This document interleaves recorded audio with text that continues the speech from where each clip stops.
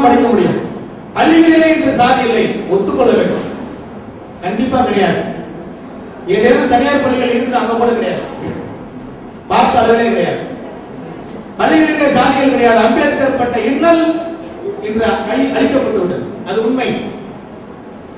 பள்ளிகளில் அனைத்து தரப்பு மாணவ மாணவிகளும் ஒன்றாக உட்கார்வதும் பேசுவதும் நட்பு கொள்வதும் ஒன்றாக உண்ணுவதும் கண்கொள்ளாம நாம் பார்க்கிறோம். இதையெல்லாம் மறுத்து பேசினால் தவறு. அப்படியெல்லாம் இல்லை அப்படின்னு ஏதாவது சொன்னா அதை திருத்திக் கொள்ளலாம். ஆனால் நிலைமை இன்று சகஜமாக இருக்கிறது. அது ரொம்ப சந்தோஷம். இந்த நிலைமை சமுதாயத்தின் வளர்ந்தவர்களிடத்தில் வளர வேண்டும். மாணவர்களுக்கு எல்லாமே ஒண்ணுதான். அதான் ரொம்ப சந்தோஷம். குழந்தையும் தெய்வமும் ஒன்று.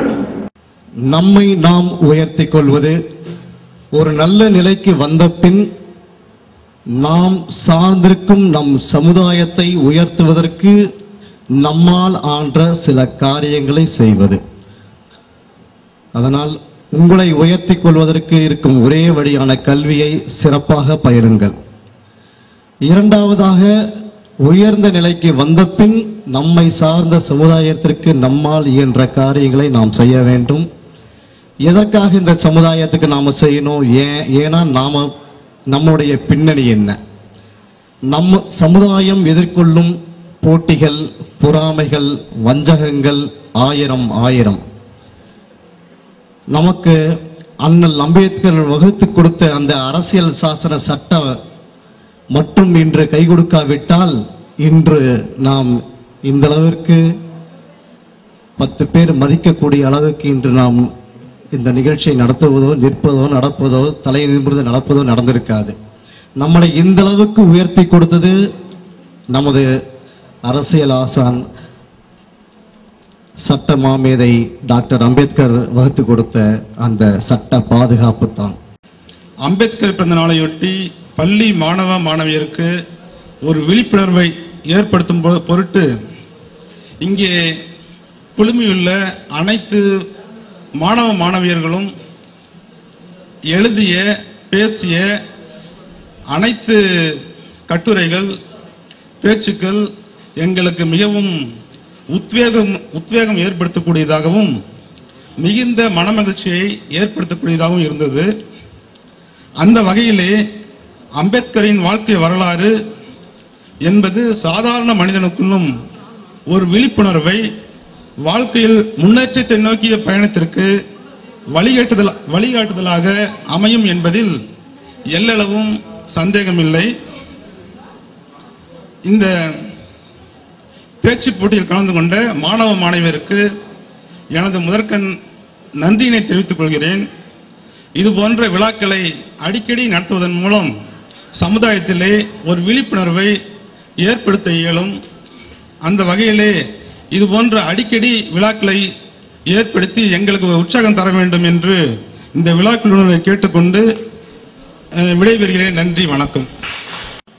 இந்த ஒடுக்கப்பட்ட சமூகத்திலே பிறந்து தனது கடும் உழைப்பால், முயற்சியால் ஒரு பெரும் கல்வி நிறுவனத்தை உருவாக்கி நடத்தி கொண்டிருக்கிற ஐயா அவர்கள் உங்களை வாழ்த்தும்படி வேண்டுகிறேன்.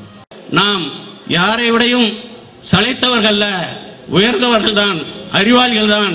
டாக்டர் அம்பேத்கர் ஐயா கூறியது போல மிகவும் சிரமப்பட்டு அவருடைய சட்டத்தை பயன்படுத்தி இந்த அளவுக்கு வளர்ந்திருக்கின்றோம். உங்களுக்கு பரிசளித்துக் கொண்டிருக்கிறார்கள், உங்களை ஊக்குவிக்க இருக்கின்றார்கள். எனக்கு முன்னால் பேசிய அன்பு சகோதரர் தெளிவாக உங்களை பற்றி எடுத்து கூறினார்கள். நீங்கள் எல்லாம் வளர்ந்து வளர வேண்டும் என்று கேட்டுக்கொண்டு விடைபெறுகின்றேன். நன்றி, வணக்கம்.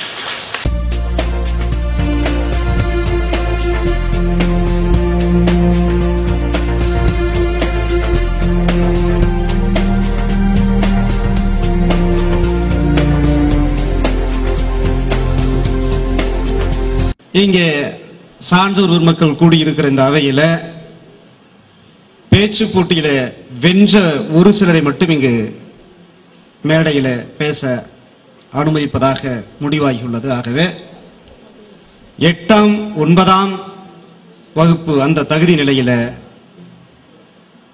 முதல் பரிசு வென்ற பெரிய கிருஷ்ணாபுரம் அரசு உயர்நிலைப் பள்ளியை சார்ந்த ஆர் கோகிலா என்கிற சிறுமி இங்கே அழைக்கப்படுகிறார். செந்தமிழே உயிரே நருந்தேனே செயலினை மூச்சினை உனக்கு என் வாழ்வு நன்னிலை உனக்கு எனில் எனக்கும் தானே என்று கூறி தமிழ் தாயினை வணங்கி என் உரையை ஆரம்பிக்கிறேன். சூரியனை போன்று அமர்ந்திருக்கும் தமிழ்மண் அறக்கட்டளை நிர்வாகி ஐயா அவர்களுக்கும், சூரிய குடும்பத்தில் உள்ள கோள்களை போன்று அமர்ந்திருக்கும் தலைவர்களுக்கும், சூரிய குடும்பத்தில் உள்ள விண்மீன்கள் போன்று அமர்ந்திருக்கும் மாணவ மாணவிகளுக்கும், பெற்றோர்களுக்கும் இந்த சிறுமியின் தலை தாழ்ந்த வணக்கங்களை தெரிவித்துக் கொள்கிறேன். அம்பேத்கர் அவர்களது 122வது பிறந்த நாளை முன்னிட்டு அகில உலக மேதை அறிஞர் அம்பேத்கர் என்ற தலைப்பை ஏற்று கலைவான நிறைந்த இந்த அரங்கத்தில் இலக்கிய தடகளத்தில் தாமரை மலராய் பூத்திருக்கும் தமிழ் மக்களே, தரவான கவிதைகள் படைக்க வந்த பெரும் மக்களே, எங்கள் உயிரிலும் மேலான உடன் பிறப்புகளே, உங்கள் ஒருவரின் வணக்கமும் வாழ்த்துறையும் ஏற்றிடுவீர் என்று கூறி என் உரையை ஆரம்பிக்கிறேன். நிகரென்று கொட்டு முரசே இந்த நீநிலம் வாழ்பவர் எல்லாம் தகரென்று கொட்டு முரசே, பொய்மை ஜாதி வகிப்பினை எல்லாம் விடுதலைக்கும் சமத்துவத்திற்கும் முரசு கொட்டி பாடிய பாரதியின் வரிகள் அந்நியர் தலையில் இருந்து விடுபடுவது மட்டும் விடுதலை அன்று, சமூக கேடுகளில் இருந்து விடுபடுவதே உண்மையான விடுதலை என்று விடுதலை போரில் நாட்டம் கொண்டார் அகில உலக மேதை அறிஞர் அம்பேத்கர் அவர்கள். அம்பேத்கர் சமுதாய மறுமலர்ச்சியின் முன்னோடி, சமத்துவ காவலர், உலக சாதனையாளர் வரிசையில் முன்னிப்பவர், அரசியல் சட்ட மேதை, தேச தலைவராக திகழ்ந்து அகில உலக மேதையாக விளங்கியவர் அம்பேத்கர் அவர்கள். ஆசிரியர் என்பவர் அறிவு கடலாக மட்டுமின்றி அறத்தின் வழியாக விளங்க வேண்டும். அவர் பாடினார், ஜாதி மதங்களை பாரோம் உயர் சென்மம் என் தேசத்தில் எய்தினராயின் வேதியராயினும் ஒன்றே அன்றி வேறு குலத்தினராயினும் ஒன்றே என்னும் உயரிய நோக்குடன் செயல்பட்டவர் பீமாராவின் ஆசிரியர். காலத்தினால் செய்த நன்றி சிறிதனிலும் ஞானத்தின் மான பெரிது, காலத்தினால் செய்த இவ்வுதவியை பெரிதென கருதினார். பீமாராவ் தம் ஆசிரியர் பெயரையே தம் பெயராக கொண்டார். அனைத்திற்கும் மூல காரணம் அறியாமைதான் என்பதை அம்பேத்கர் அவர்கள் நன்குணர்ந்தார். எனவே ஒவ்வொருவரும் முழு மனித நிலையை அடைய கல்வி, செல்வம், உழைப்பு ஆகிய மூன்றும் தேவைப்படுகிறது. செல்வமும் உழைப்பும் இல்லாத கல்வி களநிலம், கல்வியும் உழைப்பும் இல்லாத செல்வம் மிருகத்தனம் என்றார். எனவே அவர் 1946ஆம் ஆண்டு ஒரு கல்விக் கழகத்தை தோற்றுவித்தார். அதில் உருவான சீதாத்தார் உயர்கல்வி நிலையத்தில் இன்றைய அறிவியலுக்கு தேவையான அனைத்து பாடநூல்களும் கற்பிக்கப்படுகின்றன. அவர் அரசியல், சட்டம், சமூகம், வணிகம், பொருளாதாரம், தத்துவம், கல்வி போன்ற அனைத்து துறைகளிலும் நிகரற்ற அறிஞராக திகழ்ந்தவர் அகில உலக மேதை அறிஞர் அம்பேத்கர் அவர்கள். தம் வாழ்நாள் முழுவதையும் மக்களின் ஒற்றுமைக்காக உழைத்த தியாகி அகில உலக மேதை அறிஞர் அம்பேத்கர். அந்த காலத்தில் செய்ய முடியாத சாதனைகளை படைத்தவர் அகில உலக மேதை அறிஞர் அம்பேத்கர் அவர்கள். அகில உலக மேதை அம்பேத்கர் வாழ்க, அவரது புகழ் வெல்க. புரட்சியாளர் அம்பேத்கருக்கு வீர வணக்கம், வீர வணக்கம் என்று கூறி எனக்கு பேச வாய்ப்பளித்த தமிழ்மண் அறக்கட்டளை நிர்வாகி அவர்களுக்கும் தலைவர்களுக்கும் வாயார வாழ்த்த வயதில்லை, அதனால் தலை வணங்குகிறேன். என் உரையை கேட்ட அனைவருக்கும் நன்றி. இத்துடன் என் உரையை முடித்துக் கொள்கிறேன். நன்றி, வணக்கம்.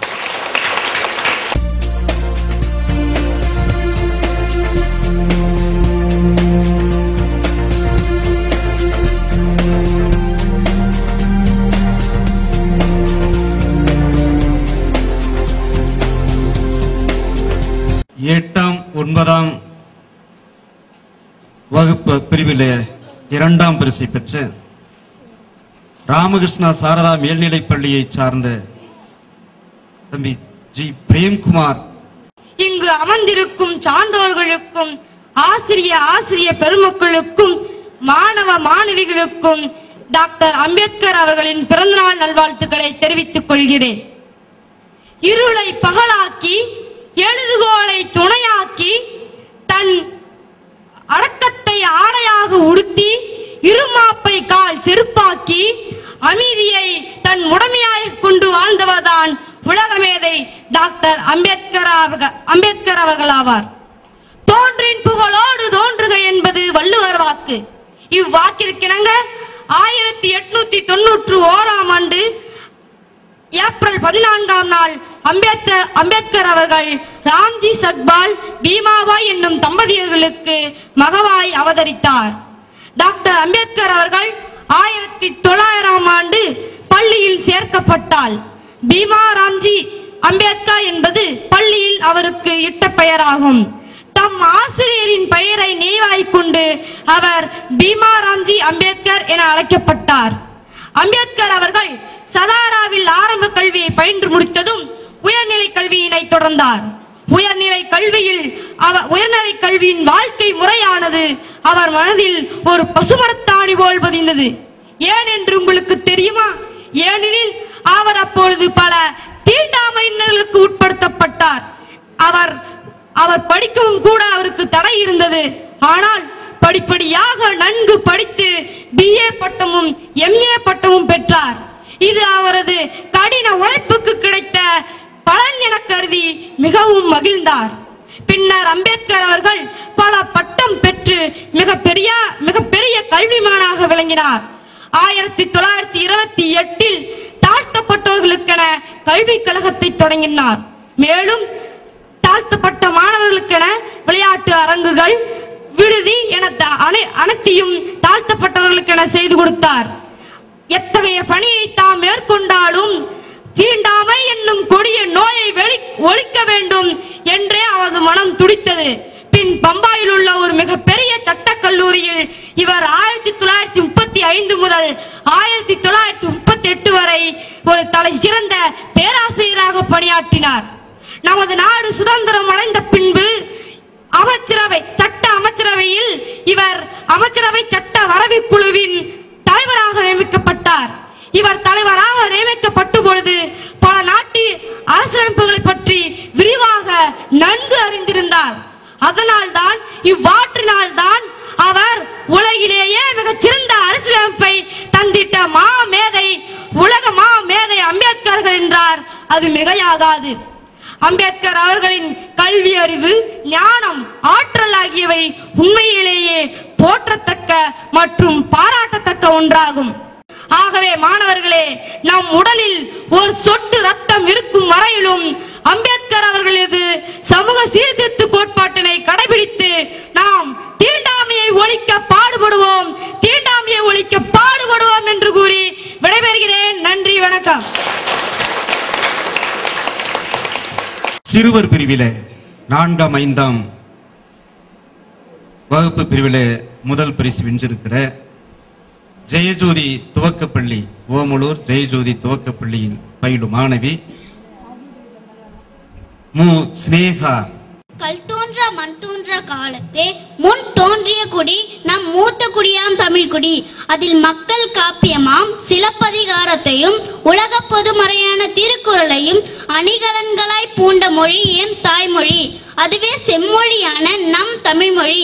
அதற்கே முதல் வணக்கம். இங்கு அமர்ந்திருக்கும் அனைவருக்கும் எனது இனிய காலை வணக்கம். புரட்சி நெருப்பின் தலைவன், போதி மரத்தின் அரசன், சேரியில் முளைத்த செந்தாமரை அவரே டாக்டர் பாபா சாஹிப் அம்பேத்கர் ஆவார். அவரை பற்றி என் சிந்தனை கெட்டிய சின்னஞ்சிறு கருத்துக்களை உங்களுடன் பகிர்ந்து கொள்ள நான் இங்கு வந்துள்ளேன். மராட்டிய மாநிலத்திலே ரத்னகிரி மாவட்டத்தில் அம்பாவாதே என்ற குக்கிராமத்திலே 1891ஆம் ஆண்டு ஏப்ரல் மாதம் 14ஆம் நாள் ராம்ஜி சாஹிப் பீமாபாய் ஆகியோர் 14வது குழந்தையாக பிறந்தார். அண்ணல் அவர்களின் இயற்பெயர் பீமாராவ் ராம்ஜி என்பதாகும். பள்ளி காலத்தில் தம் ஆசிரியரின் உயர்ந்த உள்ளத்தின் காரணமாகவும் அவரின் இரக்க குணத்திற்கு சான்றாகவும் தம் பெயரை மாற்றி தம் ஆசிரியரின் பெயரான அம்பேத்கர் என்பதே தம் பெயராகவும் மாற்றிக்கொண்ட செம்மல் நம் அண்ணல் அவர்களே. அனைத்து தலைவர்களுமே ஏதேனும் ஒரு துறையில் தான் சிறந்து விளங்குவர். ஆனால் நம் அண்ணலோ பொருளாதாரம், சமூக அறிவியல், அரசியல் அறிவியல், சட்டத்துறை, வரலாற்று துறைகளிலும் பயின்று பட்டம் பெற்ற மாமேதை ஆவார். மேலும் லண்டன் பல்கலைக்கழகத்தில் தனது சட்டப்படிப்பை முடித்தார். பின் சட்டப்படிப்பில் பாரிஸ்டர் பட்டமும் வென்றார். இவரே தனது இளம் வயதில் சாதி கொடுமை, தீண்டாமை, வன்கொடுமை, சமுதாயத்தில் தாழ்த்தப்பட்ட மக்களுக்கு சம உரிமை வழங்க கோரினார். இந்திய அரசியல் சட்டத்தை எழுதி இந்திய சட்ட பாதுகாப்பை அமைத்த மாமேதை ஆவார். இவரே அனைத்து மக்களுக்கும் 8 மணி நேர வேலை என்ற திட்டத்தை கொண்டு வந்தார். தாழ்த்தப்பட்ட மக்கள் கோவிலுக்கு செல்லவும், பொது குளத்தில் தண்ணீர் எடுக்கவும் தானே சவுக்கார் குளத்தில் இறங்கி தமக்கும் தண்ணீர் வேண்டும் என்று போராடி வெற்றியும் கண்டார். தீண்டாமை வன்கொடுமைக்கு எதிராக போராடி இந்திய சட்டத்தின் மூலம் தாழ்த்தப்பட்ட மக்களுக்கு பாதுகாப்பு வழங்கினார். அதற்கு உதாரணம், தற்போது தமிழகத்தில் தீர்ப்பு வழங்கப்பட்ட வாச்சாத்தி வழக்கின் தீர்ப்பே நான் இங்கு பதிவு செய்ய விரும்பும் ஒரு உண்மையாகும். இதன் பெருமை அண்ணல் அவர்களையே சாரும். இந்தியா சுதந்திரம் அடைந்த போதும் அதிகாரம் மேல் சாதியினரிடையே வழங்கப்பட்டது. எனவே இந்துக்களின் ஆதிக்கம் மேலோங்கியது. எனவே தலித் மக்களுக்கு தனிநாடு வேண்டி போராடினார். தீண்டாமையை வெட்டியெடுத்த மாபெரும் தலைவர் டாக்டர் பாபா சாஹிப் அம்பேத்கர் ஆவார். வாழ்க அம்பேத்கர், வளர்க அவர் தொண்டு, ஓங்குக அவர் புகழ். நன்றி, வணக்கம். மாவட்ட கூடுதல் காவல்துறை கண்காணிப்பாளர் அவர்கள் அழைப்பின் பேரிலே இங்கே வருகை புரிந்திருக்கிறார்கள். மாணவர்களின் லட்சியமாய் இருக்கிற IAS, IPS, IFS, IRS என்கிற அலுவல்களின் உயர்மட்டம் இதுதான் மாணவர்களின் குறிக்கோளாய் கனவாய் இருக்கும். வாழ்க்கையிலே நான் ஒரு IAS அதிகாரியாக வேண்டும், IPS அதிகாரியாக வேண்டும் என்கிற கனவு குழந்தைகள் உள்ளத்திலே வர வேண்டியது அவசியம்.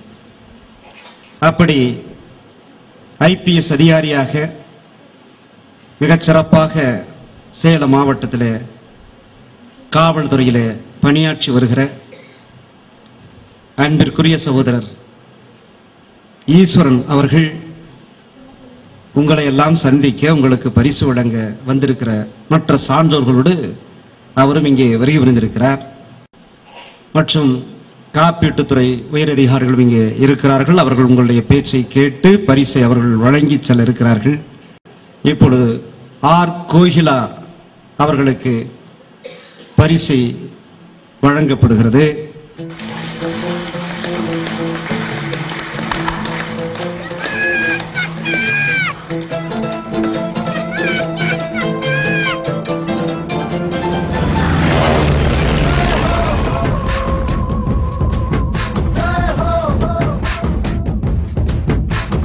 आजा आजा जिंद शामी आने के तले हैं, आजा जरी वाले नीले आसमाने के तले हैं।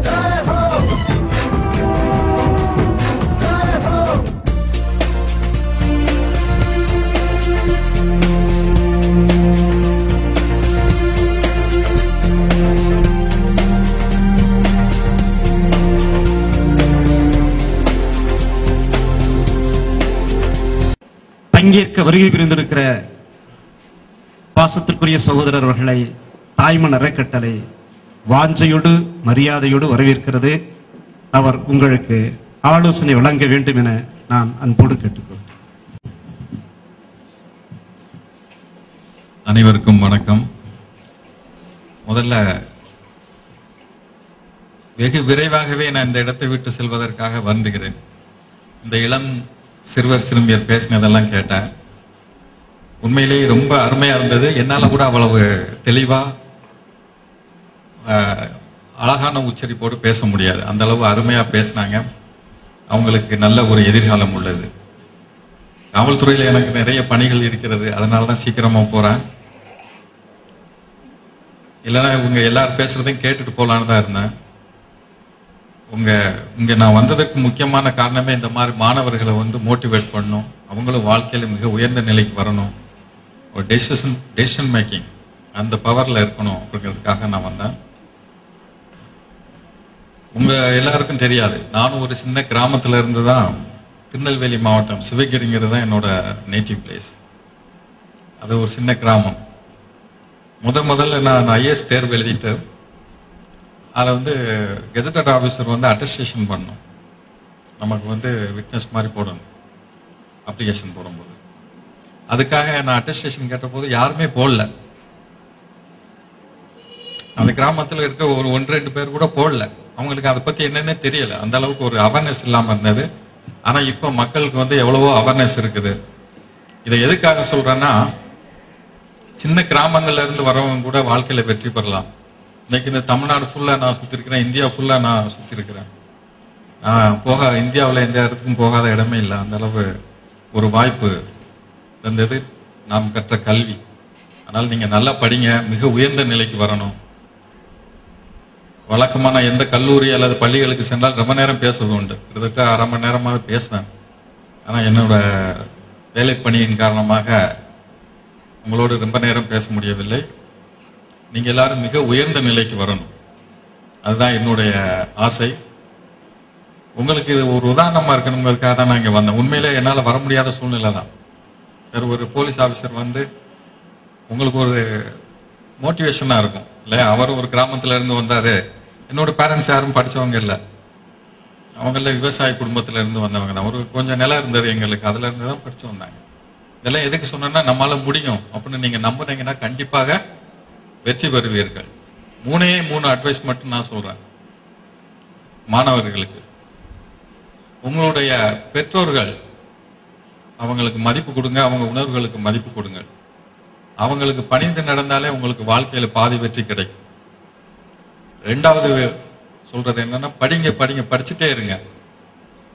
பொழுதுபோக்குங்கிறது வந்து உங்களை தகுதிப்படுத்தினதுக்கு அப்புறம் வச்சுக்கோங்க, அதுதான் உங்களை வாழ்க்கையில் முன்னிறுத்தும். 3வது இறுதியானதும் நான் சொல்றது, நம்புங்கள். நீங்க ஜெயிப்பீங்கிறத நம்புங்க. அப்படி நம்புனீங்கன்னா கண்டிப்பா ஜெயிப்பீங்க. நான் தமிழ் மீடியத்துல இருந்து தான் படிச்சுட்டு போனேன். காலேஜில் வந்து தான் இங்கிலீஷ் மீடியத்துக்கு போனேன். முதல் சிவில் சர்வீஸ் எக்ஸாம் எழுதும் போது நானும் உங்களை எல்லாருமாக சிவில் சர்வீஸ்னா IAS RPSனா பெரிய எக்ஸாம்பிள் இருக்குது, அதெல்லாம் நம்மளால முடியாது. எங்க அப்பாவே சொன்னாரு, அதெல்லாம் நம்மளால முடியாது அப்படின்னு தான் என்கிட்ட சொன்னாரு. பட் என்னோட அம்மா வந்து என்ன மோட்டிவேட் பண்ணாங்க, இல்ல உன்னால முடியும், நீ படின்னு. இத்தனைக்கு என்னோட அம்மா வந்து அவ படிக்காதவங்க, எங்க அப்பா படிச்சிருக்கிறாரு. அவர் வந்து இல்ல இது நம்மளால எல்லாம் முடியாது, நம்ம கிராமத்துல இருக்கிறோம், IAS IPS எல்லாம் பெருசு. பட் நான் போய் சிலபஸ் எல்லாம் பார்த்ததுக்கு அப்புறம் இவ்வளவுதானா எக்ஸாம், எல்லாம் ஒரு காலேஜில் படிக்கிற மாதிரி தான் ஒரு சின்ன சிலபஸ் இருக்குது, இதையே நம்ம இப்ப முடியாது அப்படின்னு நினைக்கிறோம். ஃபர்ஸ்ட் அட்டம்ப்ட்லேயே நான் வந்து ரிட்டன் எக்ஸாம் எல்லாம் பாஸ் பண்ணேன். இதை முடியும் அப்படின்னு நீங்க நம்புனீங்கன்னா கண்டிப்பா உங்களால முடியும். நீங்க வாழ்க்கையில நீங்க எல்லாரும் நன்றாக படித்து மிக உயர்ந்த நிலைக்கு வந்து வாழ்வில் வெற்றிவாக சூட. கடவுள் நம்பிக்கை இருக்கா இல்லையான்னு உங்களுக்கு தெரியாது, எனக்கு இருக்குது. அதனால கடவுள் அருளால் நீங்கள் அனைவரும் நன்றாக வாழ வாழ்த்தி விடைபெறுகிறேன். நன்றி, வணக்கம்.